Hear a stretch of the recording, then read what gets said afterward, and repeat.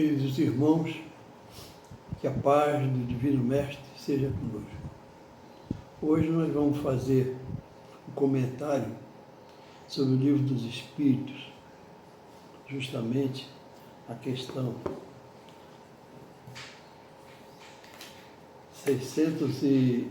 607, sobre o politeísmo.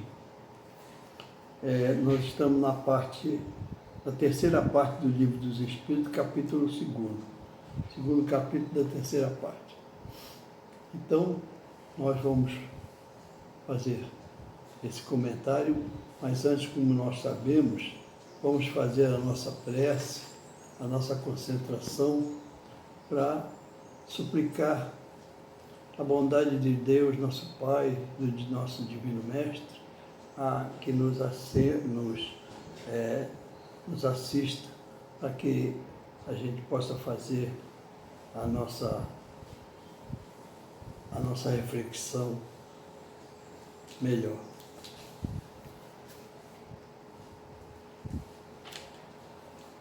Vamos fazer uma leitura da página da Vinha de Luz, Francisco Cândido Xavier, pelo Espírito Emmanuel. O tópico 63 do livro Vinha de Luz é atritos físicos. Mas, se alguém te bater na face direita, oferece-lhe também a outra. Jesus, Mateus 5,39. Alguns humoristas pretendem descobrir na advertência do Mestre uma exortação à covardia, sem noção e respeito próprio. O parecer de Jesus, no entanto, não obedece apenas aos ditames do amor, essência fundamental do seu Evangelho. É igualmente uma peça de bom senso e lógica rigorosa. Quando o homem investe contra outro, utilizando a força física, os recursos espirituais de qualquer espécie já foram momentaneamente obliterados no atacante. O burro da cólera somente surge quando a razão foi afastada e, sobrevindo semelhante problema, somente a calma do adversário consegue atenuar os desequilíbrios procedentes da ausência de controle. Isso é uma realidade. O homem do campo sabe que o animal enfurecido não regressa à naturalidade sem ser tratado com a ira que o possui. A abelha não ferretoa o apicultor amigo da brandura e da serenidade. O único recurso para conter um homem desvairado, compelindo-o a reajustar-se dignamente, é conservar-se o contendor ou os circunstantes em posição normal, sem cair no mesmo nível de inferioridade. E quando uma pessoa está zangada, a pessoa perde o controle. E nós sabemos que os impulsos inferiores brotam lá do nosso centro, digamos assim, onde existe o chamado o purão da nossa mente, começa a vir para fora tudo aqueles impulsos negativos. Então é preciso, muita necessidade nós temos de justamente manter a calma. A recomendação de Jesus abre-nos abençoado avanço. Oferece a face esquerda depois que a direita se encontra dilacerada pelo agressor. É chamá-lo à razão enobrecida, reintegrando-o de imediato no reconhecimento da perversidade que lhe é própria. A pessoa fica envergonhada muitas vezes, quando quando todo mundo reage da mesma forma do agredido, né, o agressor cai em si. Em qualquer conflito físico, a palavra reveste-se de reduzida função nos círculos do bem. O gesto é a força que se expressará convenientemente. Segundo reconhecemos, portanto, no conselho do Cristo, não há convite à fraqueza, mas apelo à superioridade que as pessoas vulgares ainda desconhecem. É isso aí. Nós vemos na realidade essas coisas acontecerem sem nenhuma necessidade. Então agora, meus irmãos, vamos fazer a nossa prece para que nós possamos receber do alto e que essas considerações, essas análises aqui do Livro dos Espíritos possam penetrar em todas as mentes que precisam realmente de aprender, de considerar esses ensinamentos. Senhor Jesus, Mestre querido, mais uma vez, Senhor, nós desejamos humildemente te suplicar a bênção da tua misericordiosa bondade para derramar sobre nós a vossa divina luz, através dos trabalhadores da tua divina seara, que aqui se encontram para nos ajudar. Mestre amado, obrigado pela vossa misericordiosa bondade de nos ajudar, de atender a nossa súplica. Permite, Jesus, que nós possamos pedir a tua misericordiosa providência para todos aqueles irmãos, como os espíritos obsessores que infestam muito a face do nosso planeta.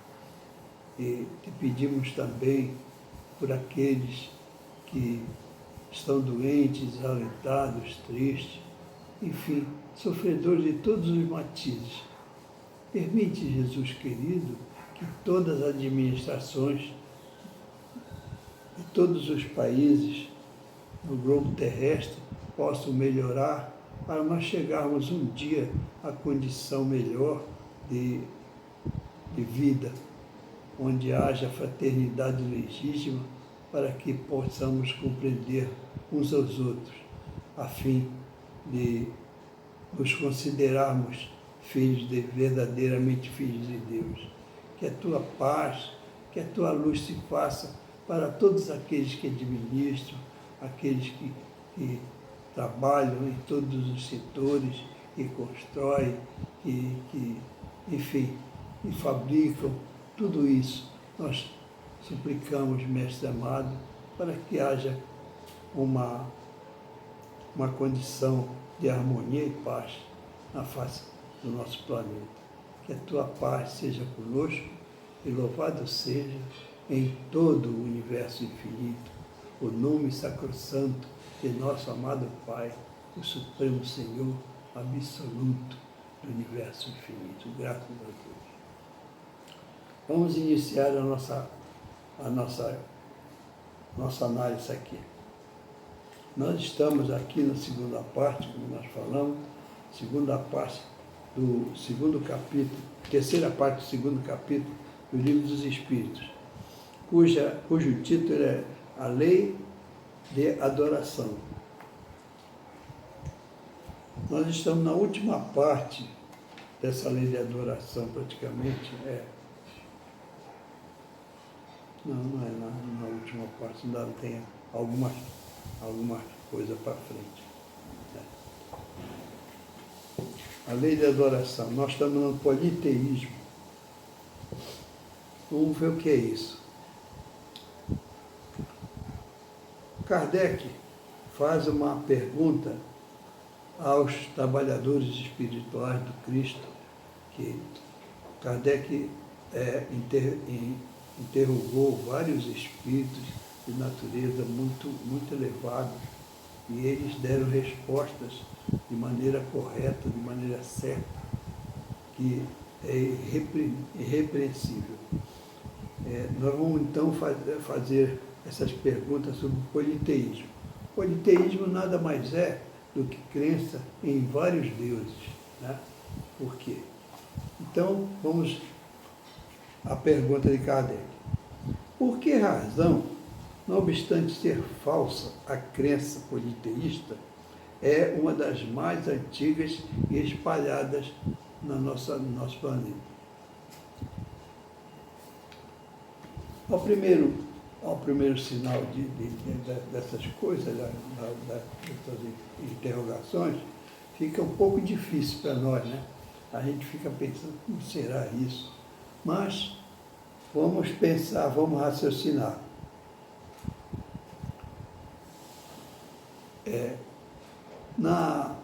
No início, na formação da humanidade, é muito claro isso.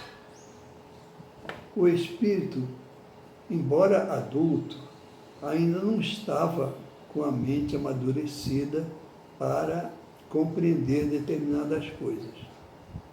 Então, o que acontece? Nós éramos como crianças, né? Porque nós já passamos por essas épocas. Então, nós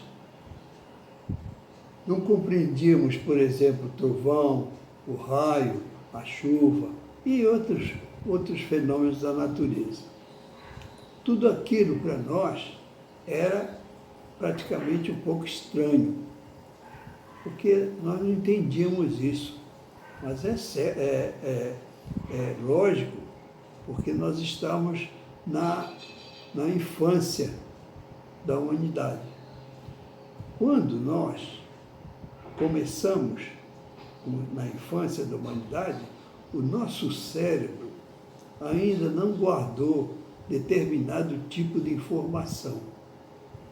As informações vão acontecendo à medida que a nossa mente vai ficando mais experiente, mais antiga, digamos assim.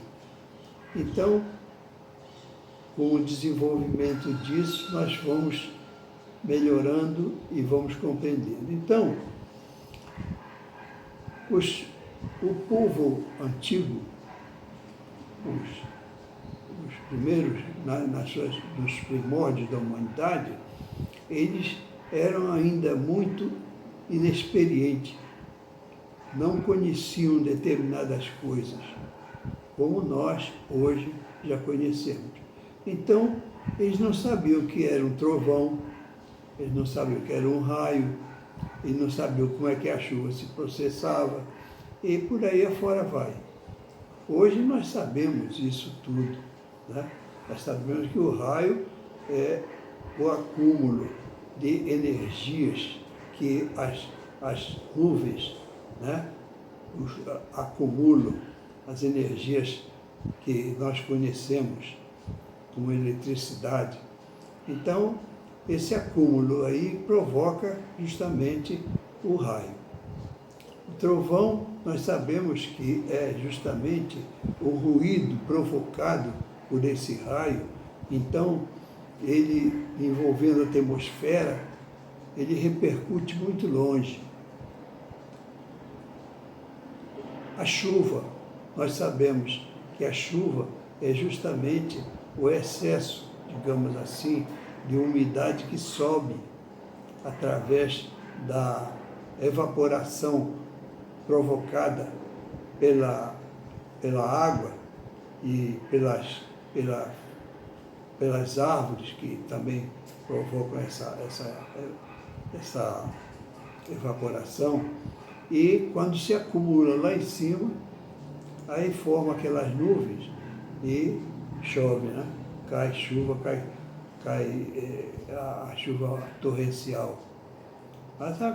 Mas o ser humano não conhecia isso, não tinha condição, porque ninguém conhecia nada. Alguns espíritos desciam que conheciam muita coisa. E esses espíritos eram, digamos assim, considerados deuses. Vamos ler aqui um pouquinho para a gente saber, ter mais informações sobre isso. Que os esclarecimentos de Kardec são incomparáveis. Nós não temos condição de nos comparar a ele. Pode-se orar atrás. A concepção de um Deus único não poderia existir no homem senão com o resultado do desenvolvimento de suas ideias. Quer dizer, Deus único surgiu quando nós, devido a nossas ideias mais evoluídas, mais desenvolvidas, começamos a compreender. Se compreendeu a chuva, o trovão, o raio e outras coisas mais, então compreendeu que aquilo não era Deus, não era o Deus único que nós conhecemos. Era um fenômeno da natureza que se formava por causa das certas condições. Mas hoje, mais ou menos, nós temos conhecimento que Deus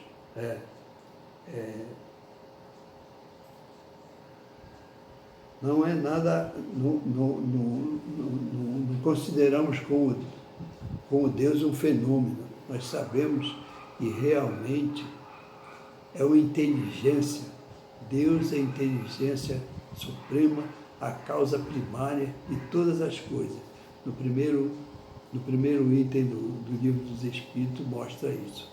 Então nós sabemos que é uma inteligência, né? Essa inteligência foi capaz de criar o universo. Não só o nosso planeta. Nosso planeta é coisa insignificante. É como se fosse uma bolinha de uma gotinha, um farelo de coisa no espaço, né? Você vê quando a gente pega a luz, quando abre a janela, que a luz do sol entra, a gente vê a poeira subindo e se movimentando uma porção de corpos em pequeno miríade. E no universo deve ser mais ou menos parecido com isso, porque o nosso planeta é pequeno e nós somos ainda, e muito menor somos nós que habitamos nele. Então, vamos ver aqui. A concepção de Deus único não podia existir no homem como resultado único. O homem não como resultado do desenvolvimento de suas ideias. Quer dizer, quando ele compreendeu, realmente começou a clarear a mente dele, nós começamos a compreender, nós começamos a compreender. Isso aí nasceu com Moisés, né? Moisés trouxe essa mensagem, né? Então, incapaz pela sua ignorância de conhecer um ser imaterial, sem forma determinada, atuando sobre a matéria, conferiu-lhe o homem os atributos da natureza corpórea, isto é, uma forma e um aspecto. Desde então, tudo o que parecia ultrapassar os limites da inteligência comum era para ele uma divindade. Então nós vemos aí, quer dizer, é igual uma criança. A criança vê uma coisa, não sabe, pensa uma porção de fantasia na cabeça dela. Nós, nessas condições, nos primórdios da nossa vida, todo mundo era assim. E não tinha conhecimento, né? Hoje não tem esclarecimento, principalmente da doutrina espírita.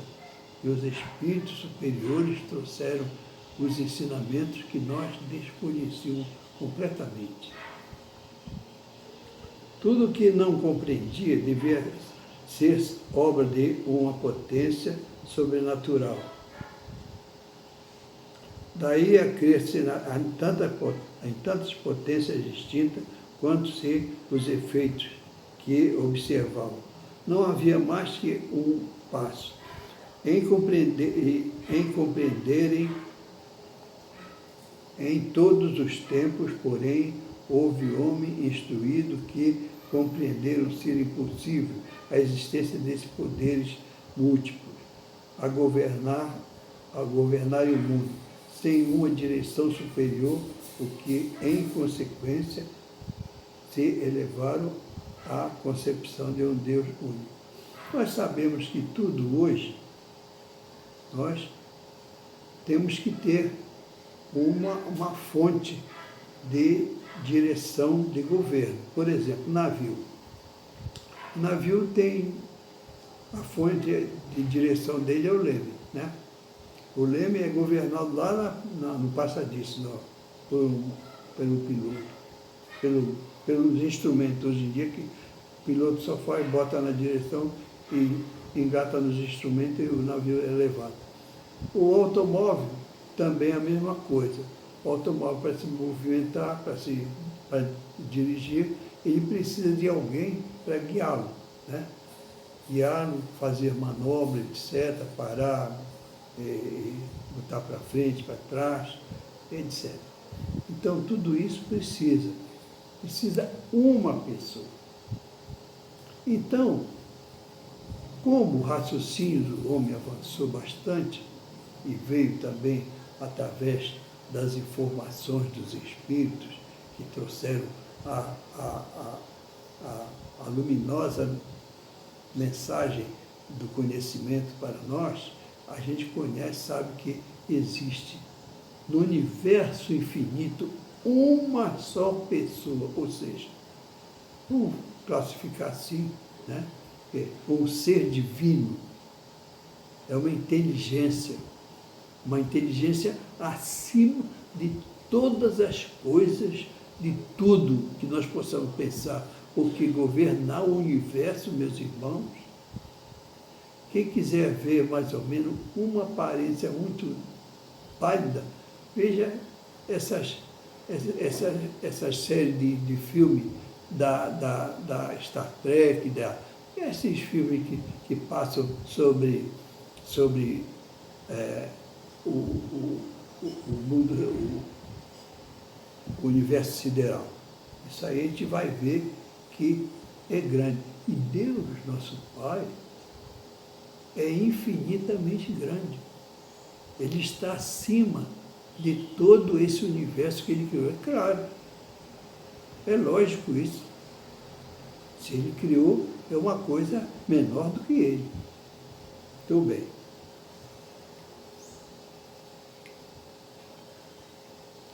Porém, houve homens instruídos que compreenderam ser impossível a existência desse poder múltiplo, a governarem o mundo sem uma direção superior, o que é consequência de se elevarem à concepção de um Deus único. Por isso que surgiu. E Moisés já trouxe também essa mensagem, né? Vamos agora na pergunta 668. Tendo-se produzido em todos os tempos e sendo conhecidos desde as primeiras idades do mundo, não haverão os fenômenos espíritas contribuído para a difusão da crença na pluralidade dos deuses?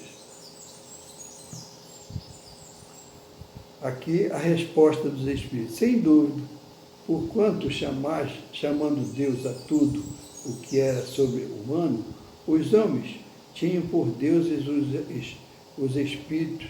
Daí veio que, quando um homem, pelas suas ações, pelo seu gênio e por um poder oculto que o vulgo não lograva compreender, se distinguia dos demais, faziam dele um Deus, e por sua morte lhe rendiam culto.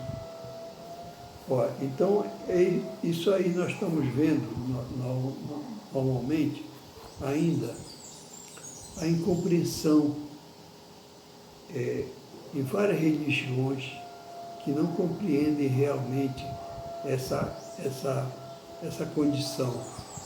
A doutrina espírita, com todo respeito, não querendo enaltecer mais do que as outras, A doutrina espírita é a única doutrina capaz de mostrar para nós que existe realmente uma possibilidade, existe um Deus Supremo. Mostra através de todas das informações que está ao nosso alcance.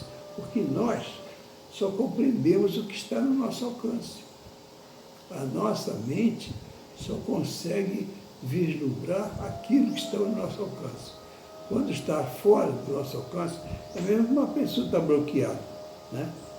A mente está bloqueada, a pessoa não aprende a ver, nem a ler, nem escrever direito, não estuda, porque a mente não facilita isso.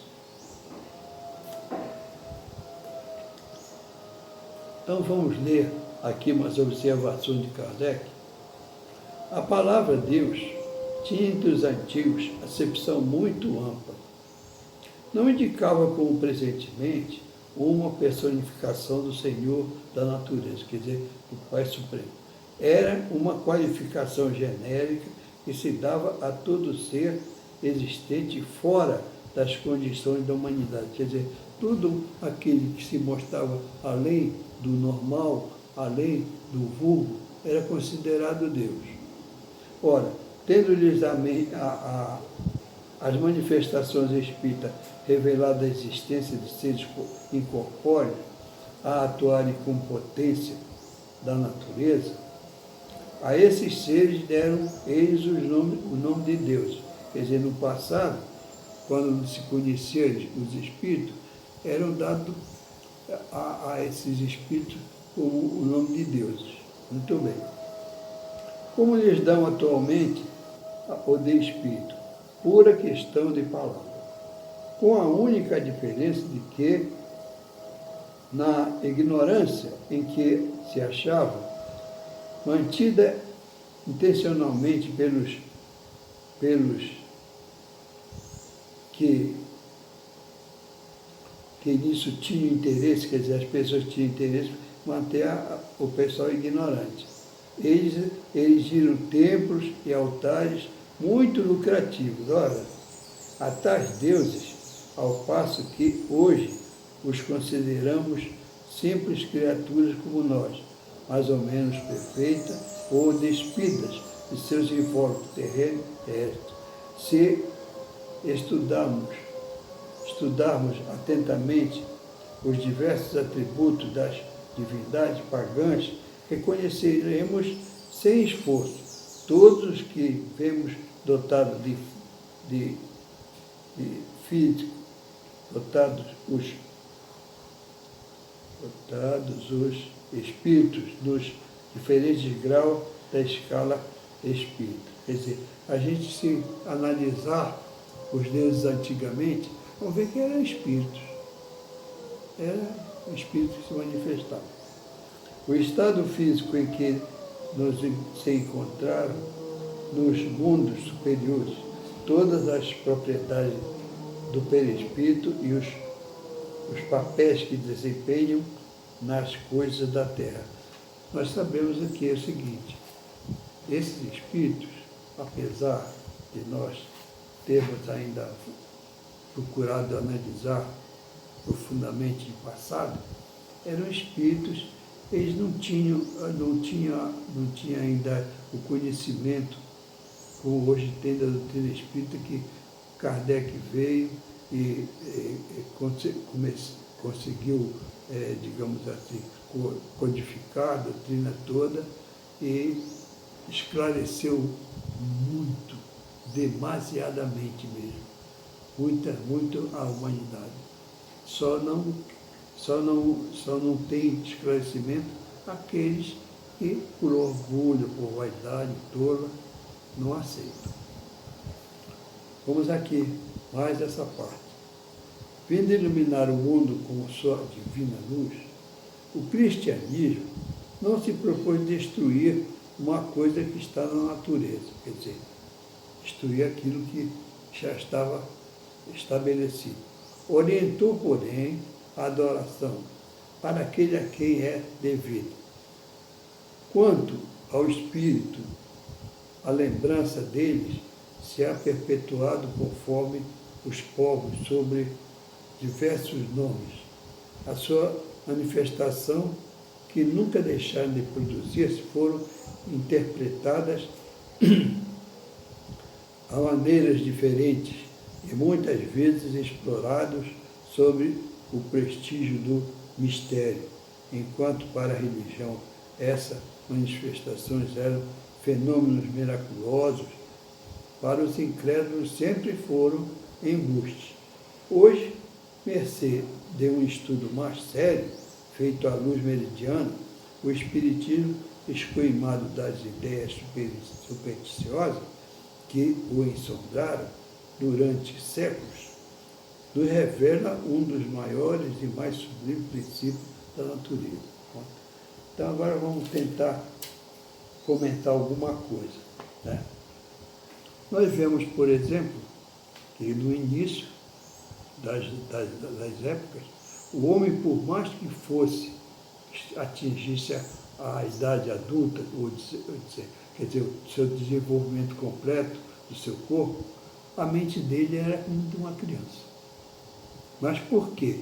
Porque nós, meus irmãos, nós trazemos de vidas contínuas, cada vez mais as informações para a nossa mente recebe quando nós vamos penetrar o ventre, o sacrossanto das nossas mães,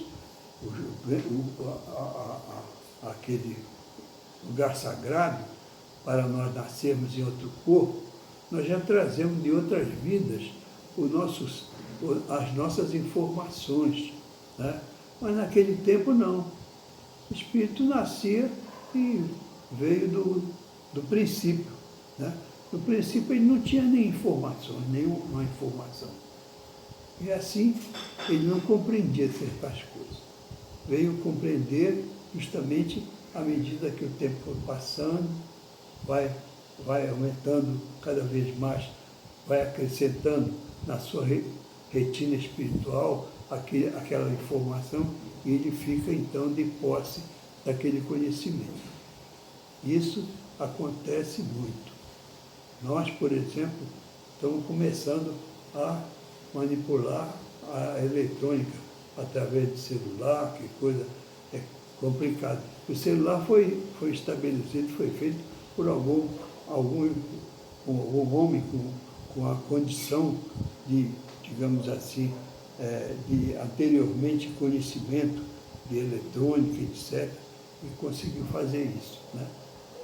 Por quê? Porque ele acumulou ou de outras vidas ou de outro planeta, conforme for, e hoje nós estamos começando justamente nessa era. Então, não existe milagres, não existe o acaso, tudo é a lei divina, é justamente a providência do nosso amado Pai, que tudo providencia para nós. E hoje nós precisamos muito, né, nos amarmos intensamente, perdoarmos os nossos devedores, perdoarmos aqueles que nos ofendem, os governos, enfim, tudo. Porque essas pessoas ainda estão aprendendo como nós estamos. Mas vamos chegar lá um dia, vai melhorar tudo, com a graça de Deus. Vamos fazer a nossa prece de encerramento.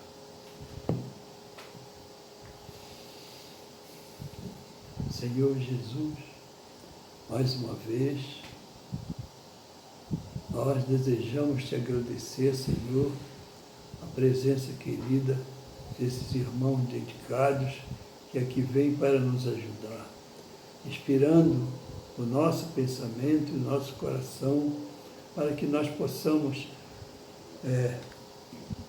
semear essa semente que é do Cristo sobre todo o coração, sobre todo o pensamento que ouve este comentário.